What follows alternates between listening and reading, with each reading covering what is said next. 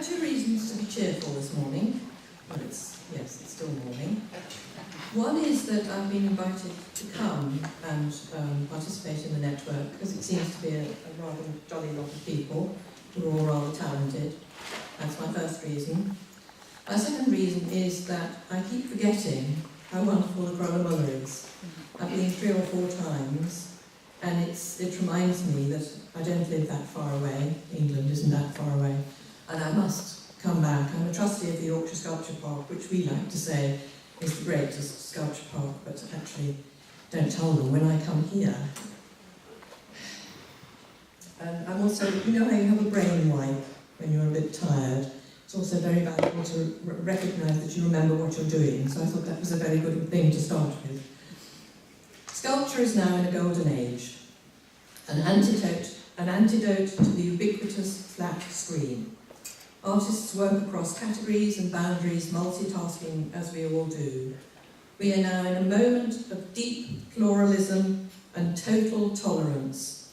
Nothing is ruled out. It's wonderful. I wrote Sculpture Today, which was published in 2007, and what I did, I wrote about things I like. So in fact, although it was a task, it was very enjoyable. And I divided, the publishers needed that, I divided the contemporary production in that book into 18 categories. When Anna asked me to talk, I thought about how could I talk, and then I thought there are 5 categories I'm quite taken by. So today you're getting these 5 categories, which are the figure, craft techniques, sewing, knitting, clothing, shelter, nature, real and artificial, accumulation and recycling, and monuments.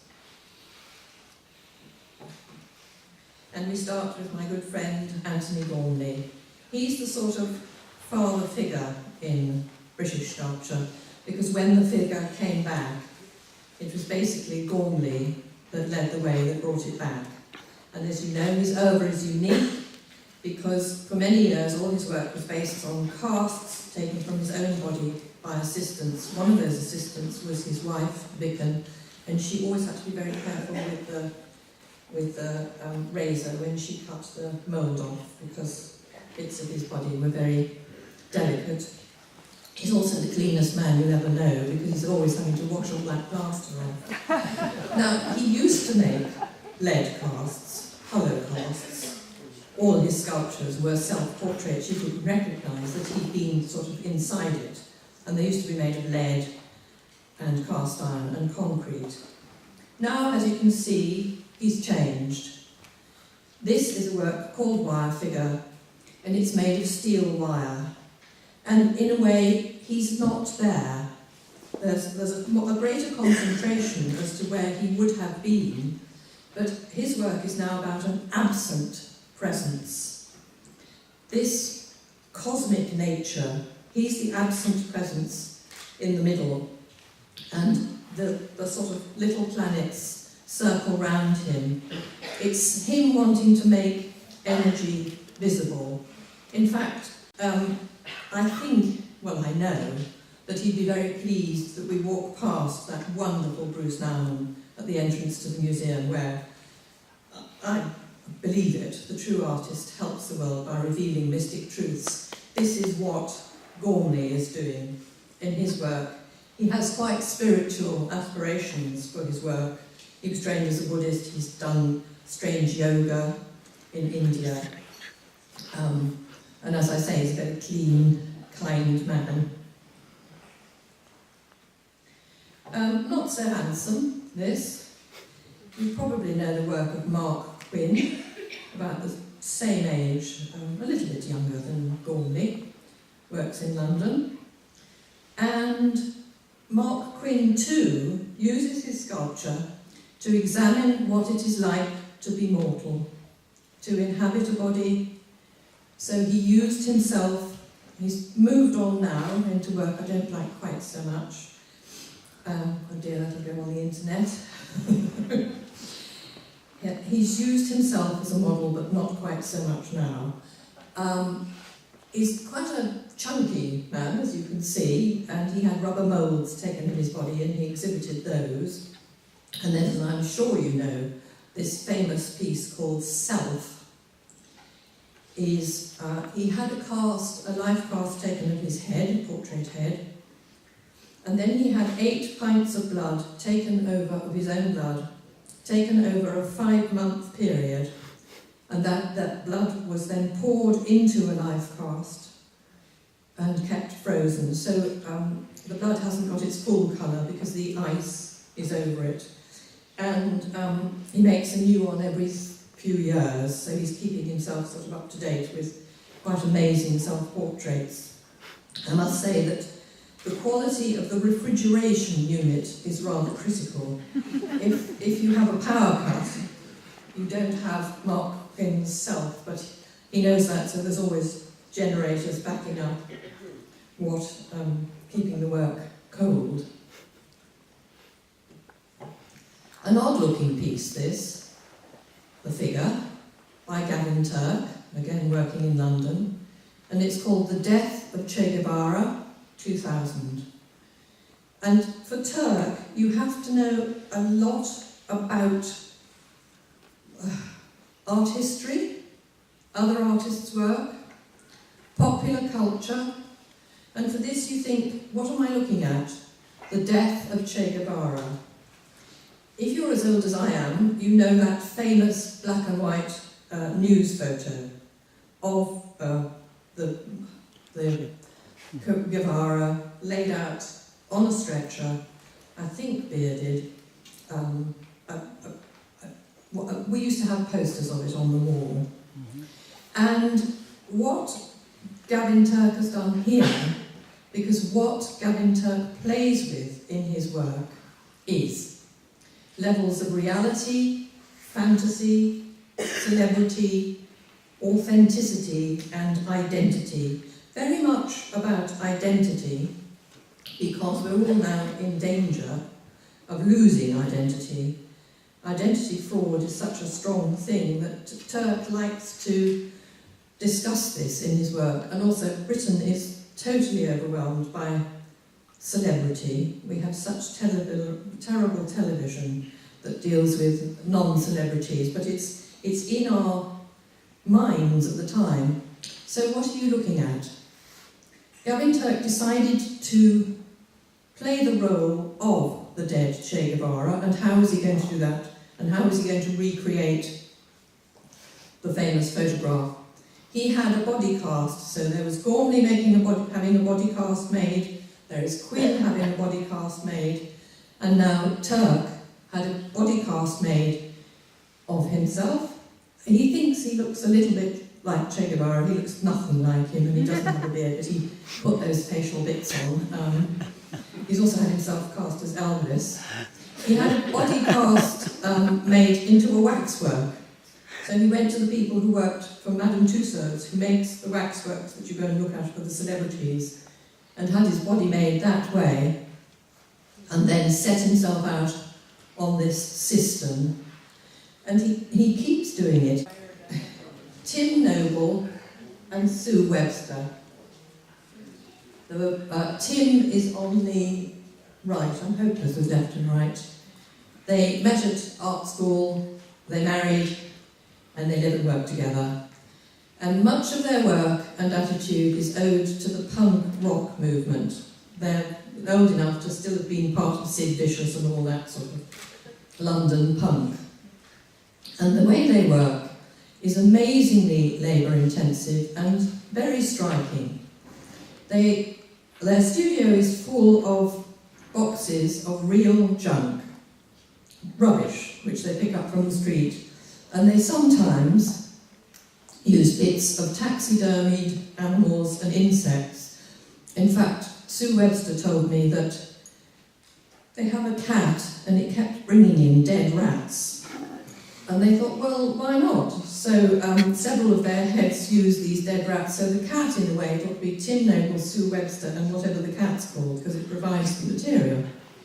So they assemble the heaps of junk, which they glue together. They stick them on these poles, And it's so inventive that when a strong light is shone onto the bits of rubbish, a miraculous shadow is cast on the wall behind, and the shadows are strikingly accurate and precise likenesses of the artists themselves. You'll notice that Noble has even got his tongue out, sticking it out at her. If we had more time today, and it's not the place to do it, we would have a deep discussion on Plato's caves and the shadows on the wall and which is reality, but we'll move on. That's to say, we want our lunch break. Now, the man is part of the work. There is a sculpture and there is a man beside it with his foot on a pedal. So what are you looking at? You're looking at a work by Michael Landy, again somebody who lives and works in London. And our National Gallery in Trafalgar Square, since 2000, has invited artists in residence. He gives them 2 years at a time, and they all have produced wonderful stuff, but they can create anything, but have to have a show at the end. And what was amazing about Michael Landy is he's not a painter, and the National Gallery has no sculptures in it, only paintings. So it was quite a surprise when the National Gallery trustees offered him the artist in residence, and even more a surprise when he agreed. He spent a year not knowing what to do, walking about drawing. He found himself drawing from Cézanne and sort of the classic moderns. And then he found that his sketchbook became completely full of Renaissance drawings, of Renaissance paintings, of depictions of saints with all their gruesome deaths. And if you do go around a museum, a gallery with Renaissance paintings, it's absolutely horrific. Lucy has her eyes on a plate, Agnes has her breasts on a plate, St. Lawrence is roasted on a gridiron, St. Peter Martyr has an axe in his head. So he got so excited by the horror of this, he thought, well, I've got to do something about it. And this is a multi-saint because they're electrically worked. St. Peter Martyr is at the top, and when the man presses the foot pedal, the viewer, St. Peter Martyr's axe goes in and out of his head like that. St. Lawrence's gridiron sizzles and goes red. St. George and the Dragon are not too bad below, but it is quite fantastic. If you're going to London before Christmas, it's on, and there's a queue to get in, because there's one saint that pulls her own teeth out. And that foot pedal is basically worn out. Landy took up this foot pedal visitor participation because he remembers, as a young man, going to a Tangley show at the Tate, where you could put your foot on the foot pedal and it would electronically move. And the Tangley sculptures self-destroy, and the way that these are going, the way St. Peter Martyr's axe is going into his head, the National Gallery believe that it won't last till Christmas. Now, what on earth are you looking at here? Quite a wonderful piece. This is by Laura Ford, who also lives in London, and I'm not sure about the word. It is called Espaliered Girl. I think, do I need to explain it? Espalier. It's a British word, probably French, which gardeners use. It's a contrived device when you've got a kitchen garden and you've got plum trees and you want the plum tree not to grow out in a mess. You train its branches. You tie them to the wall and then it's very neat and growing. I mean, trees don't naturally grow like this, but that's what we do to our fruit trees. Now, Laura started her career making fabric works, little girls in frilly frocks with guns, and little boys with satchels, but their head in satchels. So she made soft sculpture to begin with, but always children. And her powerful figurative work references childhood memories. There's a lot of Beatrix Potter, there's a lot of cats, rabbits, squirrels, owls. the sort of things that we have at the back of our minds. But she was asked, well, she changed from doing fabric, she started to do more durable materials, and then she was asked to produce an exhibition for a sculpture garden. And this is what she produced. She produced 6 of these. They're not all girls, it isn't always possible to tell what the sex is, but they're, well, I'm sorry, she calls this a spalliate girl. And it's very strange, there were 6 of them when this exhibition was on in the garden. 3 were set against the wall, and 3 were set in the fresh air, in the middle of nowhere, not against a wall. And the figure is two-sided. There's a dichotomy. When it's against the wall, it's trapped and tamed and it's tied in. But when it's standing in your space, it's warning you off. It's quite threatening and aggressive.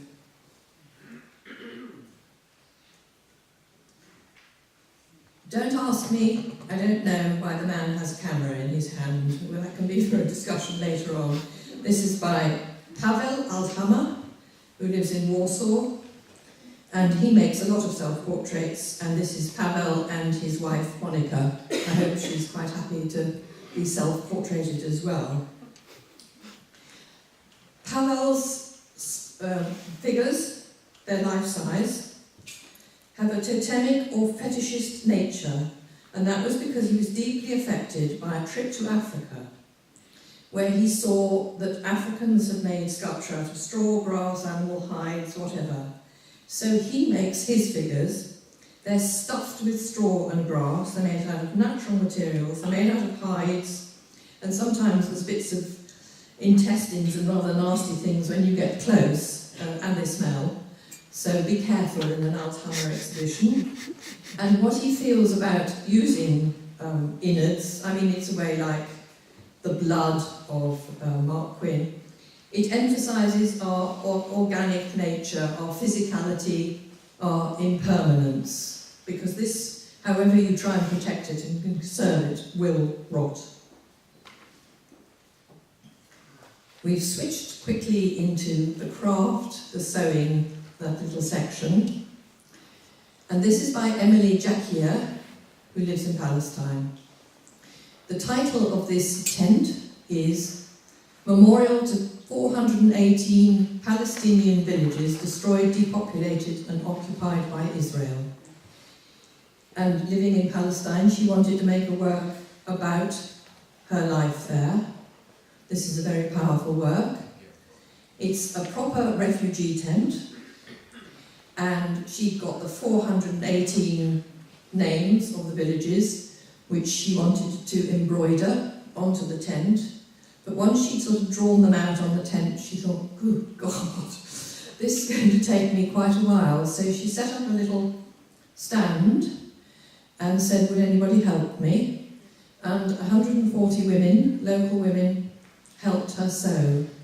So it was a very cathartic, therapeutic, powerful work.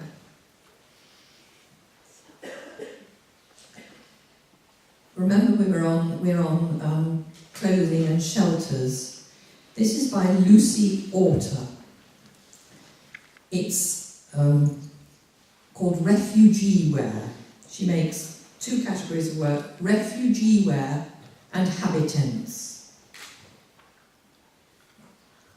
And when I first saw her refugee wear, it was exhibited uninhabited in galleries, shown in art galleries, in rows or hanging from the ceiling.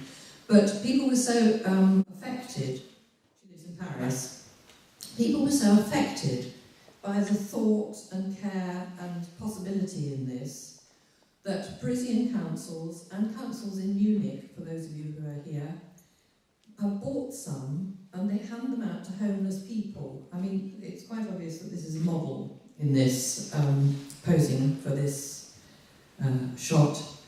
But I suppose you just put it on when it rains. I haven't tried it. But for a homeless person, it is a home. You can keep a loaf of bread down there and whatever down there. So she has a very caring side to what is happening to the world. And in fact, when she was invited to show the Venice Biennale in 2005, she set up posts, she didn't exhibit, she set up posts purifying lagoon water, which you could buy, because Venice water is so terrible that if you actually fall in a lagoon, you have to be rushed to hospital and have your stomach pumped. It is that bad. So she is making these and deals with water pollution. And just to go back, this is her. She's changed her work quite a bit. This went up last month in the train shed of St Pancras Station in London, and the clouds are made out of plastic water bottles. And it's quite a lovely thing to have gone up, because you know how you go on a journey, you always buy yourself a bottle of water. I haven't yet found out if she made the people, but I just wanted to show you something new that was around in London. If you come to St Pancras, do look up.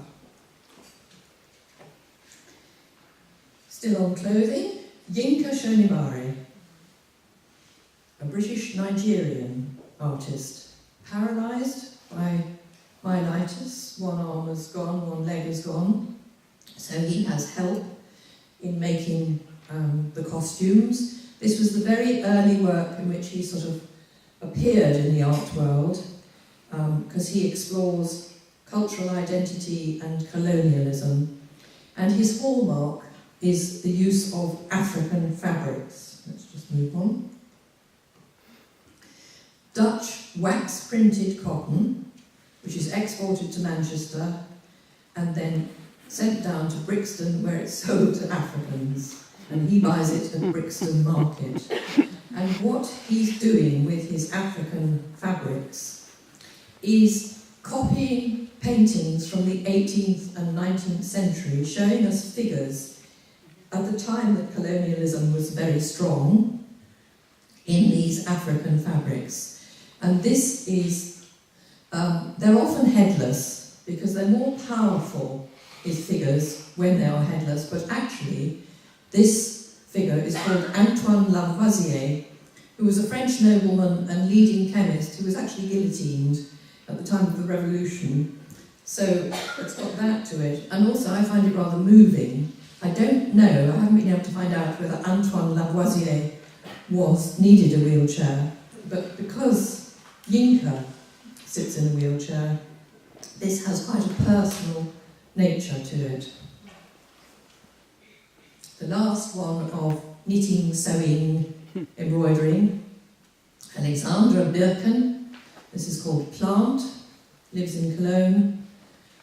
She trained in fashion design, so she's got great interest in, the new radical aspects of handmade culture, how that's coming in. But she also combines that with the natural world.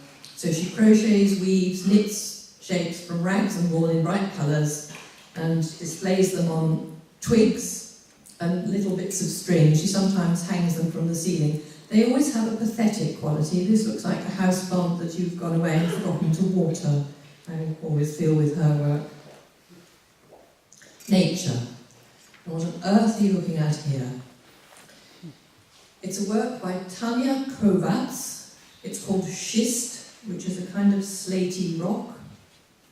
And what you're looking at is a slab of wax coloured with oil paint in 3 layers, blue, black, turquoise. And because Tania is fascinated by how landscape is made, the forces, the tectonic forces, she discovered that the Victorians made a mountain-making machine which mimics geological processes, which if you wind it, it can squeeze things. So she made her own mountain-making machine and squeezed her rock layer of wax and oil paint, and this was the result. And you do get pieces of schist that do have bits like that. And if you didn't know, it's a very handsome abstract work, but it's about the world, it's about the natural world and the way rocks are born and die, as it were. She's also fascinated by the growth of trees And we're in the nature section, so that's right. We went mad in Britain in 2009 because it was Charles Darwin's 200th anniversary, the natural history particularly. And this is in a hall in the Natural History Museum. Tania was invited to submit a work, and she took, because Darwin was the 200-year bicentenary, she took an entire 200-year-old oak tree and sliced it very thinly, and it's been set into glass. And what it actually copies, Darwin drew, when he was thinking about his ideas of evolution, a tree, a sketch of a tree in his notebooks as to how we all come from, and she copied that tree. So it's not only a very attractive thing, it's sort of educational as well. Another blue thing. What are you looking at? This is by Roger Hyons. It's called Seizure.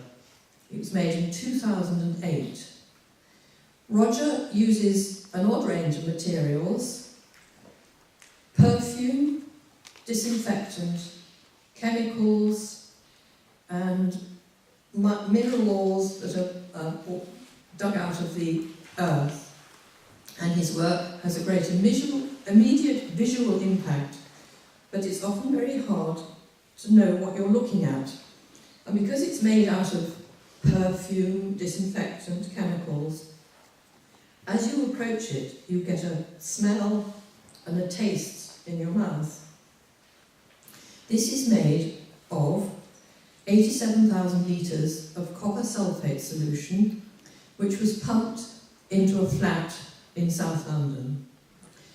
Pumped by somebody standing in a kind of wetsuit, pumping it round walls, floor, ceiling, and letting it cool, and then the residue was taken out. And it's very interesting because it's beautiful, but copper sulphate, copper oxide, and sulfuric acid are harmful.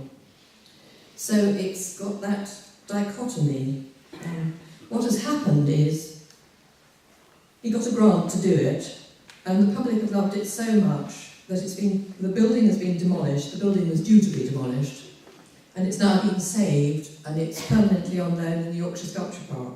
So it's gone from a very rough part of London into a beautiful park, which seems quite nice to me. Roxy Paine, American. This marvellous field of mushrooms is called Amanita Field, made in 2001. And Roxy Paine works with the most breathtaking realism. He makes trompe-l'oeil sculptures of plants, chooses plants from which hallucinatory drugs are made. So he does poppies, fields of poppies, and mushrooms. And this mushroom, Amanita, is the most deadly known to man. You cannot really believe that they've been modelled in clay, cast into, I think it's fiberglass, and hand-painted. The labour is spectacular. Zhan Wang, ornamental rock, number 59, 2008, polished stainless steel, here sitting in the Great Court of the British Museum.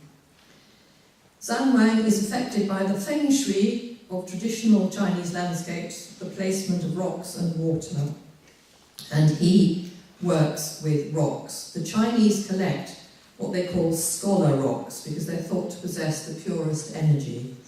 And Wang really makes life hard for himself. He chooses a rock, and as you can see, this is a very big rock, and he takes stainless steel sheets, they must be thin, and he hammers them over the actual rock.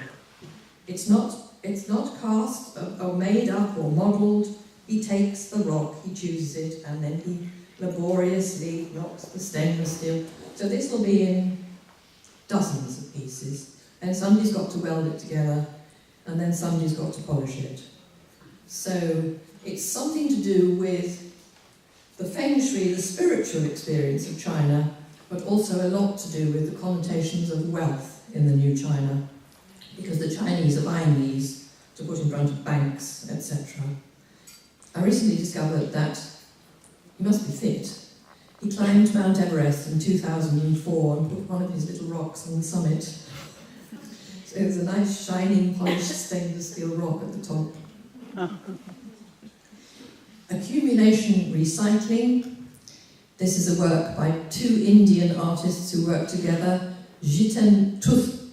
Thukral and Tagra.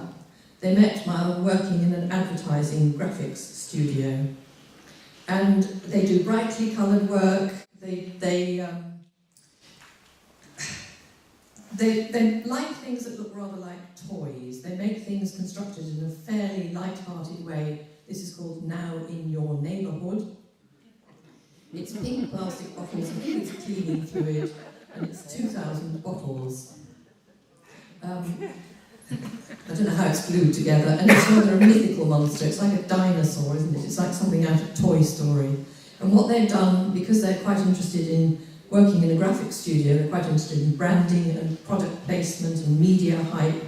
So you can still see the name on those bottles. And they've created their own marketing logo, which is called Bose DK. And they made a lot of works. They set up a supermarket, and people didn't realise that it wasn't a real supermarket. They set it up in a shed somewhere. So they're very much about the way the world is going. So we're in recycling and accumulation. And here we have a man that is obsessed. Tom Friedman, American. This is 66 centimetres high, that's quite high, for 30,000 toothpicks. Can you imagine as you're gluing one on and it doesn't go right and the thing falls over, and his focus, his energy, everything's always fragile. His ability to transform the familiar into the unexpected is spectacular, and he only ever uses household materials. I think they're usually new. Spaghetti, try making a sculpture out of spaghetti, pencils, fishing line, plastic cups, straws, pins, and, as we see, toothpicks. Attentie, einde code 1. Ik herhaal, einde code 1. Is that good? A Brazilian sculptor, Jose Damasceno. And again, repetition of small units. But the Indians recycled those plastic bottles. Tom Friedman, I'm sure those toothpicks were new. He didn't go around restaurants afterwards. And Damasceno uses quite new things. This is called, my Brazilian is not good, Trilha Sonora, which a vague translation means take the noise. And what's very interesting about Damasceno's installations, constructions, arrangements, is that he often brings sound, or the notion of sound, something oral into it. And he uses pencils, compasses, hammers. What's wonderful is, you know, when you want to get a nail out of the wall, you put the hammer with the prongs against the nail and pull. That's how this is up on the wall. He's put the nails in and then pronged the hammer over it. So it's a wonderful sort of two-way thing, because you can get the nail out by pulling the hammer off the wall. We're now into my last bit, monuments. And Anna was saying that monuments don't get commissioned now so much as they did in 1803. She's wrong. There's so many multinationals and multimillionaires that wish to get their name attached to something cultural. I find that there's a lot happening in this world. This is, I'm sure you know, Tony Cragg. It's called Articulated Columns. It's fiberglass. And it's one of his, I don't quite understand, but he's got a category of works that look like this, and they're called rational beings. So in a funny way, this implies that this has some kind of life to it, and there's no doubt that the flowingness, the dynamism gives it that life. And in fact, Cragg has said he wants to make these column works with an energetic dynamic found in the whirlings of tornadoes and the eddies of waters down plug holes. And there's a huge series of these. They seem to be very popular. He worked as a lab technician before he became a sculptor, so he was used to dealing with vessels and liquids. We had the Olympics last year in the summer, and the Mayor of London set aside some money and said he wanted something like the Eiffel Tower. This is Anish Kapoor's Otterlo Orbit, and here is my point. Lakshmi Mittal, the Indian steel magnate, gave £16 million worth of Indian steel, but then his name is on the monument. It's a bit like the Crag, that's why I followed it. The energy comes from the stability and instability. It's a viewing tower in the Olympic Park. I don't know whether that was part of the commission, but you can go up that sort of rather dull middle bit and look out across Olympic Park. It was not well reviewed as we watched it go up. One review described it as a catastrophic collision between two cranes. And another one, a wire mesh fence hopelessly snagged around a giant French horn. I particularly like that. Anyway, there it is, and will stay for a long time. Whereas this won't, sadly. Mark Wallinger.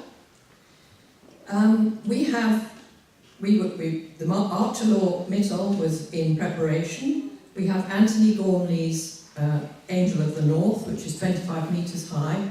The Otterlo Mittal is 112 metres high.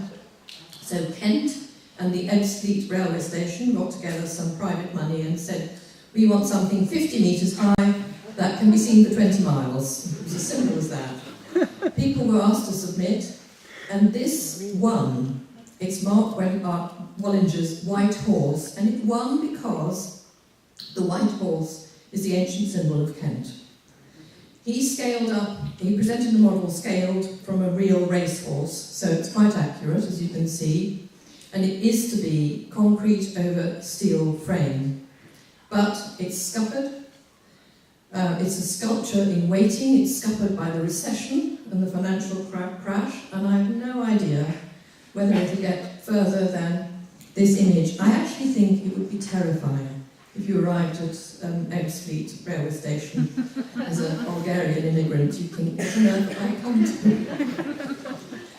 There won't be enough money. In Trafalgar Square, there's the Michael Landy inside the National Gallery. In Trafalgar Square, we have Nelson on his column, and we have 4 plinths.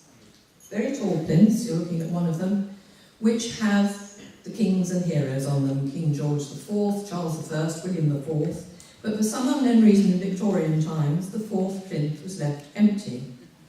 And I was on a committee at the end of the 1990s where we thought, it's such a public place, 50 million people must pass this plinth. What we will do is use it to put contemporary sculpture on, and we have an international submission. And this is one of the ones that the public liked very much. You can leave your comments in the National Gallery nearby, and also the press liked it. And this is by Michael Elmgreen and Yinka Dragset from Denmark and Norway. They worked together, they were a couple, but I think they've had a bit of a falling out, but they're still working together. And what it's wonderful about is, it's a cheeky little boy on a rocking horse. It's 4 metres high, he's had the bronze gilt, and it's just gently mocking all the kings and heroes that are on horses, but doing it in a very light-hearted, attractive way. If you came to London now, that's just come down, and we have the most splendid, massive blue cockerel by Katharina Frisch. And I'm glad it's the massive blue cockerel, because at one point it was going to be a very large pigeon, which would not have been attractive at all. My final slide, Huang Yongping, born in China and came to Paris in 1989, very, very interesting, came to Paris to look at that wonderful global show, Magicien de la Terre, and stayed. Immigrated to France because he thought if France can put on a show like that, I'm staying. This huge, staggering work is called A Football Match of June the 14th, 2002. And if you look carefully at it, that was when it was shown in Venice, it's obviously related to the American war to liberate Afghanistan from the Taliban and Al-Qaeda. And on the football pitch, the game of football is played by armed US soldiers against veiled Afghan women in the shadow of a huge meteorite and thousands of bats. Ping called this a dreamlike image of the world we live in today, and he's right, it's more than a dreamlike image. So before that meteor hits, all I can tell you is live for the moment, carpe diem, and thank you very much.